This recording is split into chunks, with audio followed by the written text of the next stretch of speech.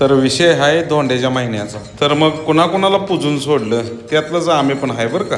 तर धोंड्याच्या महिन्यात धोंड उडकायसाठी धोंडा दगडात गेला. तर माझा एक प्रश्न असा आहे, अधिक महिन्यात बघा धोंड्याचा महिना म्हणते ती, नक्की ह्याच्या मागलं कारण काय होतंय? ती भांडणं लागल्यावर रागाच्या भरात म्हणते ती बघा ह्यो धोंडा माझ्या गळ्यात बांधावी. याचा अर्थ असा होतो का 12 जणांची 12 मतं आणि त्या 12 मतांची 12 उत्तर. बरं, या धोंड्याच्या महिन्याचं वैशिष्ट्य असं आहे की सासरवाडीत बोलली होती ती, तामझाम करते ती आणि जावयाला पाहिजे ती देते ती. कारण की लगीन झाल्यावर गडी खतरो का खिलाडीच होतो, दररोज नवीन लफडं. आणि त्यात जर का बायको संशय घेणारी असली तर काय नवच कॅबरे डान्सच सगळा. तर जेवढ्या पण बायका आपल्या नवऱ्यावर संशय घेते का नाही, त्यांना एक सांगू इच्छितो, अहो एक सांभाळता सांभाळता घोंगरू कपाळात जाते ती आणि दुसऱ्या आणि लढतर कशाला मागं लावून घेतली ती. हा या परपंचातच त्याचं तोंडावर निघत नाही. बरं जाऊ दे, आमचं पण झालं पूजन, घेतलाय का ओवाळून आणि छोटंसं एक गिफ्ट दिलं बघा. तसं माझी इच्छाच नव्हती काही घ्यायची, पण रीतिरिवाज आहे हो, मोडून तर कसं चालायचं. तसं नाही म्हणून चालत नाही. आणि जावई म्हणजे एक प्रकारचं भुयार असतंय, भुयार.